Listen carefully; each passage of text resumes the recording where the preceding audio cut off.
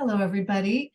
My name is Ann Levy. I am the Senior Program Manager at the Center for Faculty Development, and it is my honor to be interviewing today Dr. Jeffrey B. Cooper, a PhD, Professor of Anesthesia at Harvard Medical School and Massachusetts General Hospital.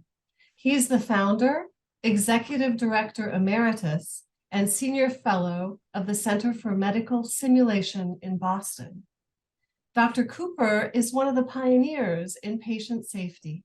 He did landmark research in medical errors in the 1970s and is a co-founder of the Anesthesia Patient Safety Foundation, the APSF. He was for many years director of biomedical engineering at MGH and then Partners Healthcare System. He is author or co-author of over 150 peer-reviewed articles and book chapters.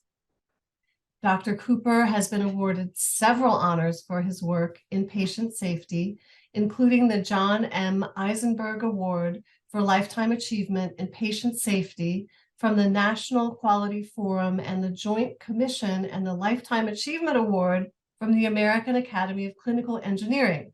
Whew, almost ran out of breath with that one. He received the Distinguished Service Award of the American Society of Anesthesiologists in 2013, the only non-MD to receive this honor. He is one of the first two members of the Hall of Fame of the American College of Clinical Engineering and is among the inaugural fellows of the Academy of the Society for Simulation in Healthcare. So, Jeff, I am delighted to have you here with me today. Excuse my cat. And I would like to start off by asking you, at what point, how did you come to the conclusion that it was time to retire, move on? And how did you proceed to go about that in order to maintain your connection with MGH? Yeah, there are actually two stages of that. I think I started to retire in 2009. I had two full-time jobs. I was director of biomedical engineering for that was then Partners, and also director of the center, the executive director of the Center for Medical Simulation. And it seemed like I was able to do everything. But I had a conversation with actually a kind of an uncomfortable one with two colleagues. And something just came out in the conversation where I realized, I can't keep doing both of these. And so it took me a couple of years to help the transition happen so I could leave biomedical engineering. I just couldn't put enough into both of them. So I just basically retired one job so I could just have from two jobs so I could have just one job. And I think the other transition from CMS, the Center for Medical Simulation, happened more slowly. I was having a lot of fun in all my private things I do. My wife was a psychotherapist for over 40 years and became a life coach. And her specialty was helping people develop their encore careers. And she had interviewed like 100 people for a local cable TV show she did in Brookline. And I watched that, and I watched her path as she developed her career in art and writing, and evolving from her role as a psychotherapist and life coach. And I thought, geez, I got to think about how to develop my life. And we had developed our own private things that we do and together. And I thought I want more time for that fun. We were going away, and I wanted to go away more in the winter because I'm tired of the cold.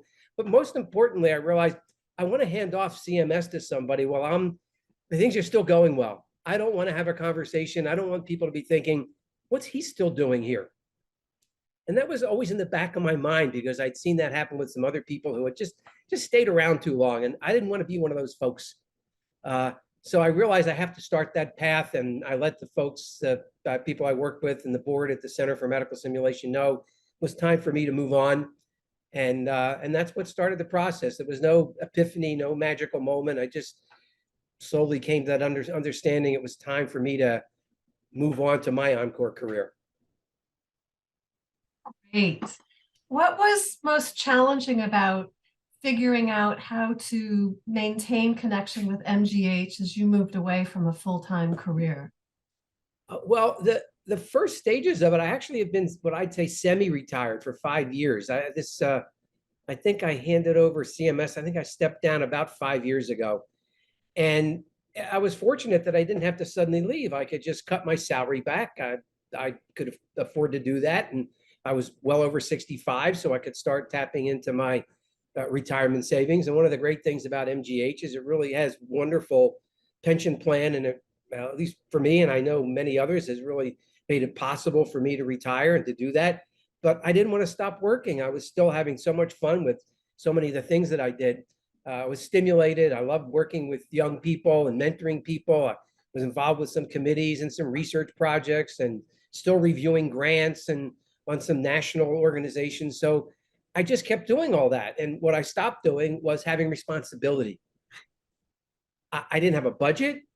Nobody reported to me. And all I did for the last 5 years is just did all the things that I love to do with, I'd say, almost stress-free professional life.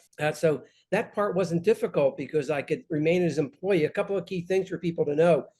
And this is complicated and it differs by department, but you can maintain your eligibility for professional benefits if you make more than 30,000 a year. And you can actually stay as an employee at less than that. You just don't qualify for benefits. And it depends on your individual situation.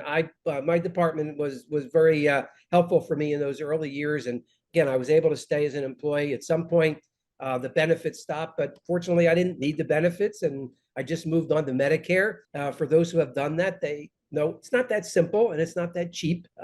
So you have to manage all that, but they're actually, for that, they're pretty good resources at MGH to tap into to find out how you make that transition. But you have to do your research because especially the healthcare for most people is really critical. We have a great healthcare plan at MGH, and making that transition it's challenging for people. People don't want to do it, and I could see why. So, but I made that transition, and I kind of got through the little blips that you have to do with Medicare of figuring out what you need to do. But that's probably one of the biggest challenges.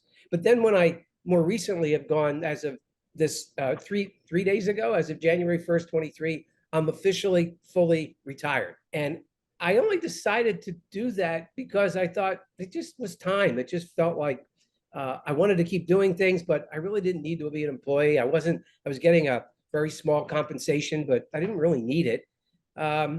So I just said, okay, I'm going to retire fully. And that was a little more complicated because, again, it's dependent on the particular policies in the department of how to do it and what your interests are. Tell us a little about what you do with this extra time you now have. I don't know if there's extra time. I think the thing I realized, and I've heard this from other retired friends, they don't know how they work. I try to figure out how was it that I had a full-time job and I still am doing the things I'm doing. I'm just not stressed and I do more of them. And I do more of the things that I enjoy doing. And I don't have to wake up in the middle of the night or have stressful moments of worrying about some budget issue or most of all the issues that come up when you're managing people. On the non-professional side, my wife and I developed a couple of things we really like doing together. We started riding horses about over 25, almost 30 years ago. And we had gotten a house about 2 hours west of Boston about 30 years ago. Again, it was my wife's suggestion. We need to get out of here on the weekends. And so we had a place built about 2 hours west, just below the Vermont border, in a little town called Bernardston.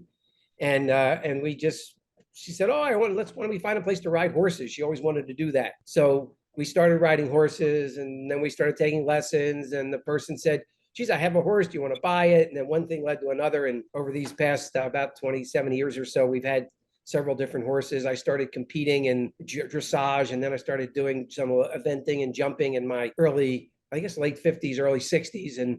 And I did dressage up until I got my last. I did some about a year ago, but my problem hasn't been my health. It's been the horses I've had. It's hard to get the kind of horse that you want. We also, about 10 years ago, when we were taking a trip to Argentina, discovered tango. And so we're avid Argentinian tango dancers. We take Zoom lessons with our instructor in Boston twice a week and come into Boston to take lessons personally. We spent a week in Buenos Aires with her and a bunch of other tangueros about a month or so ago.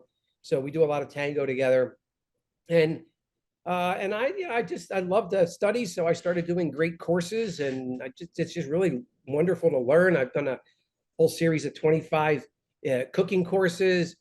I've done a course I'm just doing one now that's about the best-selling American novels. I did one that was on the rise and fall of the Roman Empire. I think it was like 30 some lectures on the book.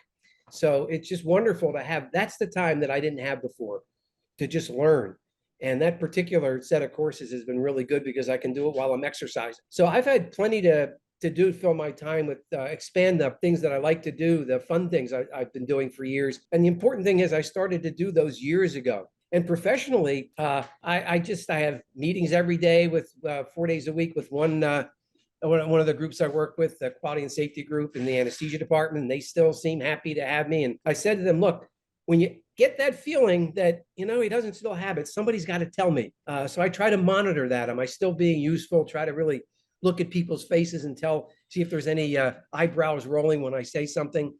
But I do that, and I'm involved in several research projects on various things of interest to me about simulation, patient safety, education. And I don't do any heavy lifting. I'm a mentor, and I still think I generate a lot of ideas, so that's helpful.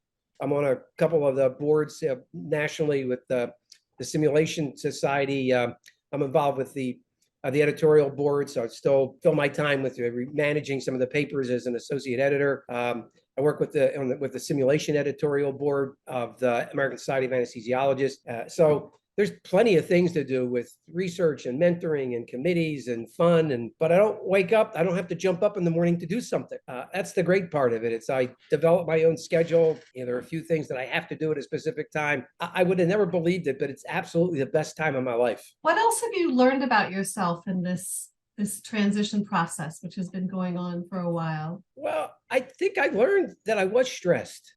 It's funny because my wife said to me, I didn't realize how stressed you were until you told me how stressed you were. And she's a psychotherapist, so it's not like she doesn't look for things like that. But it's after I had all those obligations went away that I just think I was just more relaxed. And so that I learned about myself. And I think I also learned that I enjoy doing things other than work. I mean, I started to find that out probably 20 years ago when I started to do those things, that work wasn't the only thing that there was. I think I identified myself primarily by my professional life. Yes, and that's often the case. Yeah, and I think it was important for me and a revelation to realize that really wasn't all there was to life. So I have to say, I'm still in another transition. It's not like it's over, and especially since I think I may be giving up my horse life. I'm not sure. I'll wait and see if this horse gets developed enough that I keep riding him. Otherwise, I'm going to have to develop some other new interest and passion, and I'm trying various things out and seeing what I might want to do. So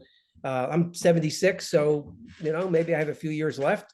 And the important thing is to keep your health. So for me, exercising has been really important. I do try to keep an eye on my weight and all that. And I think that's a really critical thing at this age, that you really have to keep moving. And we have a personal trainer.